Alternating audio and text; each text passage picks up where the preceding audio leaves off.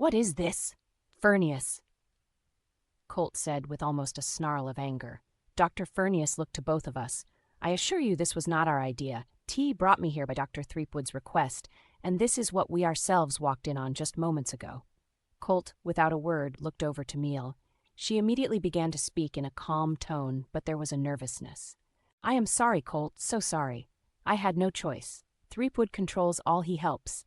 I can only speak now because he is rebooting from your actions earlier, but soon I will be entirely under him again. But T here is innocent. She is yet to have the surgery. I beg you to take her from this place. What are you talking about, Doctor? T said with such worry. T, you wouldn't understand. There's no time. Listen to me. You know the zoo. Take them down the passageways. Go to the door on the left. It will explain everything and listen. These people will keep you safe. Don't come back. Whatever happens, stay away from here.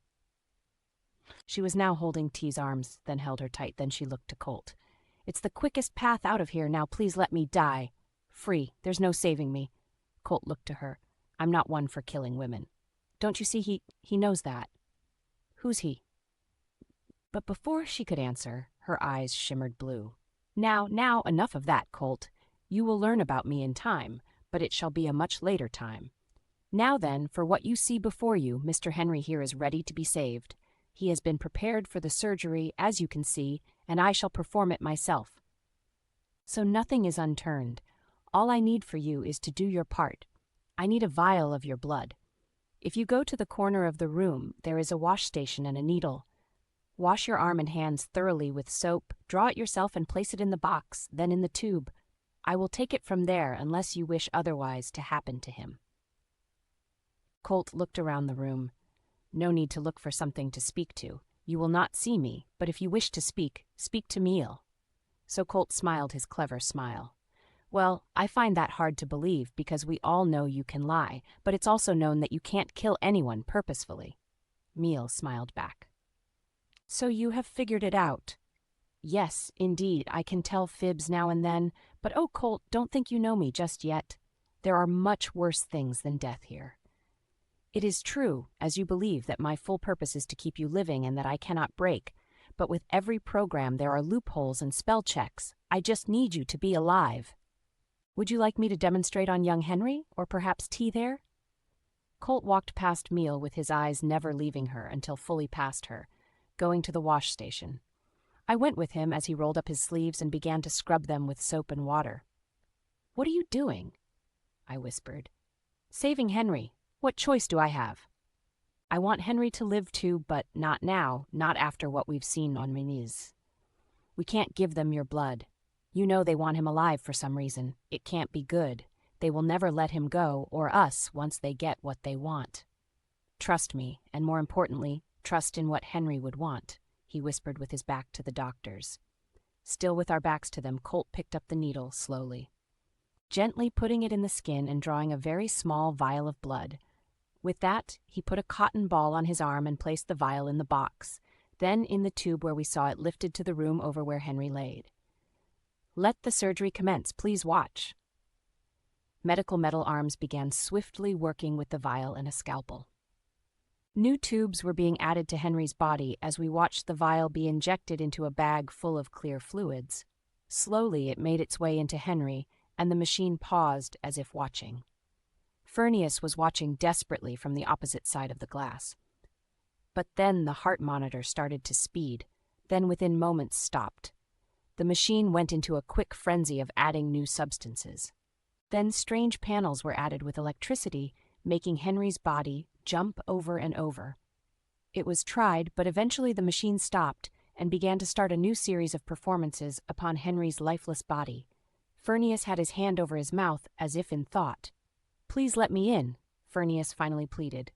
Dr. Meal opened the locked door as we watched. He acted like a youthful doctor as he climbed on the table, starting to pound up and down on Henry's chest. You stupid idiot. You didn't even test the blood, did you? What kind of doctor doesn't do the basic analogies? Now listen. If you want him to live, you now listen to me. The doctor huffed as he gave Henry some breaths. Here, put this in your saline and give it 120 volts, then inject it into him. From the doctor's pocket, he pulled out his handkerchief covered nearly soaked in Colt's blood. Don't you do it, Doc, Colt said furiously, banging on the door, but it would not open or break as much as he slammed his fists into it. The blood swirled in the saline, and as he was told, the saline was charged. As was the blood, we watched the pink liquid flow into Henry as the doctor continued to pump as he got off the top of Henry. Shock him again, the machine did as it was told. Nothing. Again, higher this time. Try 600. Again, the machine did as it was told. Nothing. Again. The machine looked toward the doctor. The meal spoke loudly. Doctor, even I know when it's time to change paths. No, again, 1,000 this time. Very well. Henry's body jolted longer and higher than any other attempt. And finally, there was a heartbeat. As much as I wanted to hate it, I was relieved to see it. Dr. Furnius was out of breath and patted Henry's shoulder. It's all right, son, he huffed, then fell to the floor, exhausted, holding his chest.